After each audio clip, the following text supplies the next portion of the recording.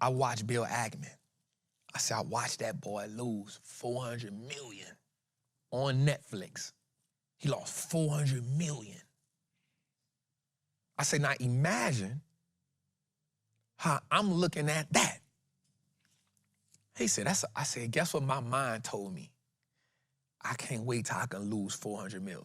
Elizabeth Bessie Coleman was a trailblazing American aviator born in 1892 in Atlanta, Texas. I didn't know they had Atlanta, Texas. She became the first African-American and Native woman to earn a pilot's license, receiving her international certification for France's Fédération Internationale in 1921. Denied flight training in the U.S. due to her race and gender, she learned French and traveled to Europe, later returning in the States as a daring stunt pilot known as Queen Bess. She performed in air shows across the country, used her platform to inspire Black communities, and advocate for aviation access.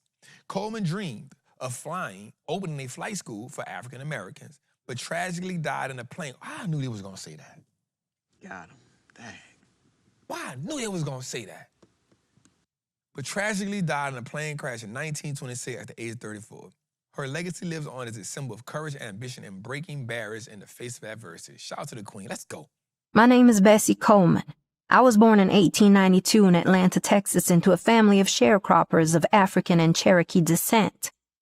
My 12 brothers and sisters and I went to school when we could, but at harvest time, we would all have to help bring the cotton in from the fields. One by one, my siblings grew up and moved away, and eventually I joined some of my brothers who had moved to Chicago. There, I graduated beauty school and worked in a barber shop. Before long, my reputation as a hard worker got me hired as manager of a restaurant. In 1914, World War I broke out in Europe, and when the United States joined the war a few years later, my brothers enlisted in the army. They were proud to fight for their country, and when they returned from the war, they told me stories about their time in France. They told about their terror when German airplanes swooped down like lightning, machine guns blazing, and about their relief and excitement when French and American pilots came to their rescue. I had never heard anything so exciting in all my life. Twisting and diving and soaring through the clouds. I just knew that I had to fly someday. My brothers teased me, of course. At that time, there wasn't a flight school in America that would teach Blacks or women of any race. But a customer at the barber shop where I worked was just as excited by the flying aces as I was. His name was Mr. Robert Abbott, owner of the Chicago Defender newspaper. He told me he knew for a fact that the flight schools in France were teaching women and Blacks alike. I knew then what I had to do. I saved every penny I could and studied French at night until I could speak it, read it, and write it. When I had the money, I applied to flight school, got my passport, and set sail for France. Before long, I became the first Black person in the world to receive an international pilot's license. And when I returned to the United States, I became the first Black woman and the first Native American to receive an American pilot's license. I traveled the country putting on spectacular air shows. Barnstorming, they called it. Dazzling crowds with loop-de-loops and figure eights. Then swooping down just feet above their heads. I flew for events honoring Black veterans of World War I like my brothers. Everywhere I went, I did all I could to encourage other women and people of color to pursue flying. I earned enough money to buy my own JN-4 biplane, known to aviators as a Jenny. My dream was to one day open a flight school that would teach everyone without discrimination. I was making great progress toward my goal when tragedy struck. In the middle of an air show in February 1923, my Jenny's engine died. I made a crash landing, breaking my leg and several ribs. It was a terrifying experience, and I lost my plane. But I wasn't going to let one accident ruin my dream. I didn't fly for some time, but I did accept speaking engagements all over the country. On a trip to Florida, I met the Reverend Hezekiah Hill and his wife Viola. They were so kind. They came to be like a second mother and father to me. I lived with them for a time and opened a beauty shop to raise money for a new airplane. I told them about my crash, and they begged me not to fly anymore. But as much as I respected their opinion, I felt it was what I was born to do. I began doing air shows all over the country once again, even in segregated states. But if I saw a whites-only entrance to the air show with a separate entrance for people of color in back, I would give the organizers a piece of my mind.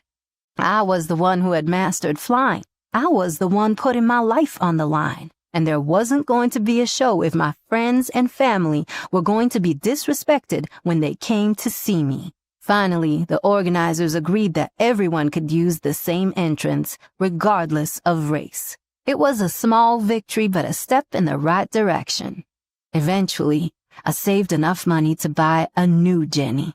It's hard to know whether I should have listened to the Hills when they tried to talk me out of flying, but their hearts broke when they received word the following year that I was killed while doing a test flight in my new plane. Tens of thousands of people mourned my passing at memorial services in both Florida and Chicago. I didn't live to realize my dream of opening a flight school. But shortly after my death, a World War I veteran by the name of William J. Powell founded the Bessie Coleman Aero Club. You see, I had inspired him, and he not only became one of the first black pilots in the U.S. military, but he spent the rest of his life helping African Americans to design, build, repair, and fly airplanes. I'm grateful that my courage and resilience inspired others to aim for the sky. I'm so inspired by that, and I'm gonna tell you why, bro.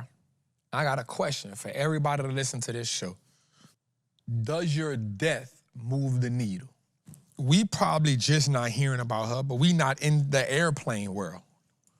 But if we was in the aviation world, what's the chances of us knowing who Bessie Coleman is? Now, we should know who she is. Right, but we do know for a fact that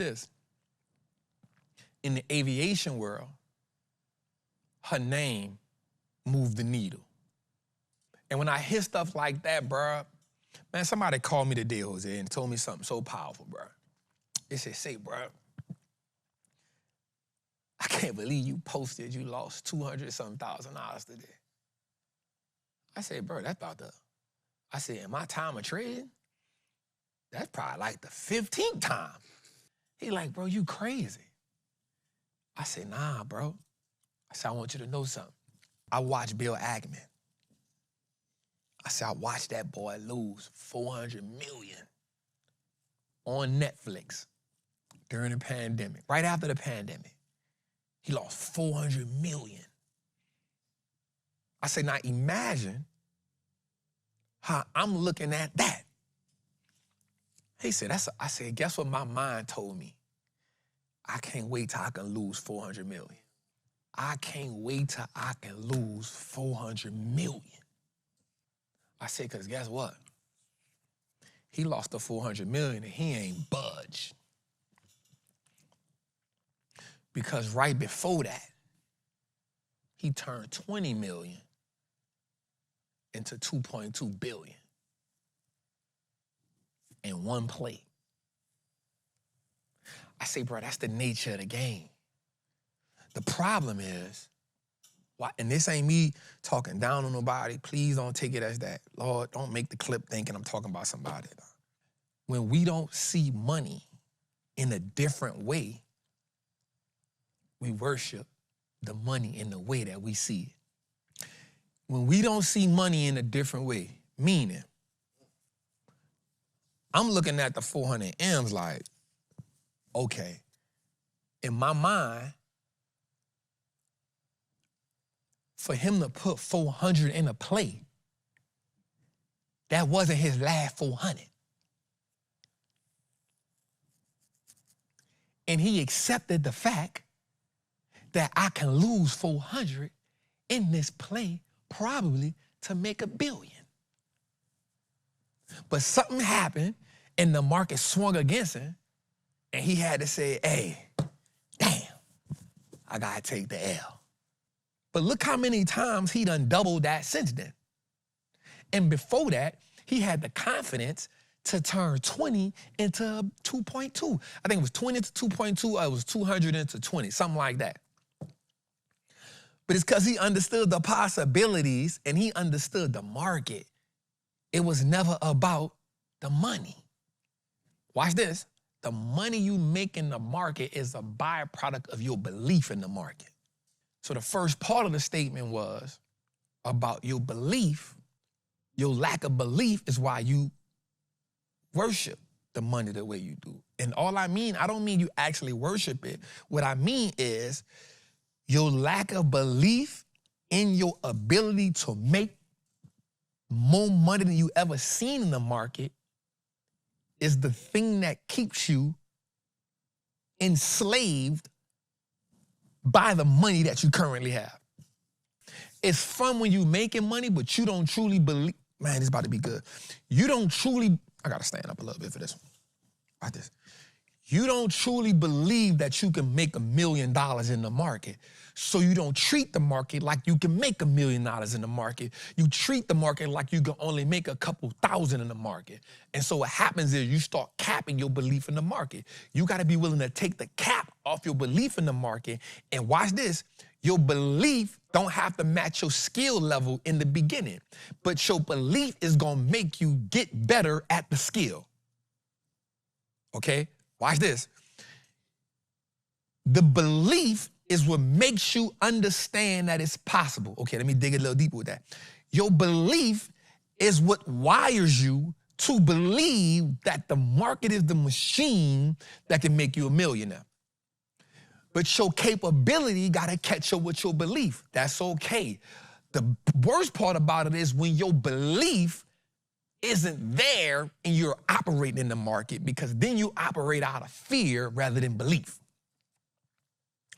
Operating the market machine out of fear is gonna hurt you 100% of the time, because then every time you make a move, your decision is, I don't wanna lose this money.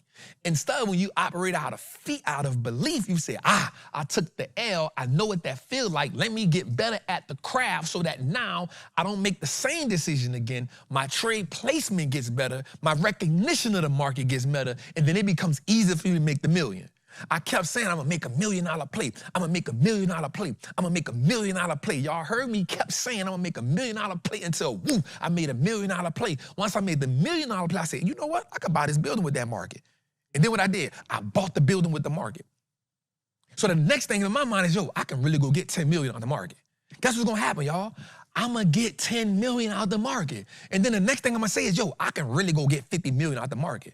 And I'm gonna get 50. So what happens is my belief keeps getting bigger, and then I just keep making the skill set match my belief.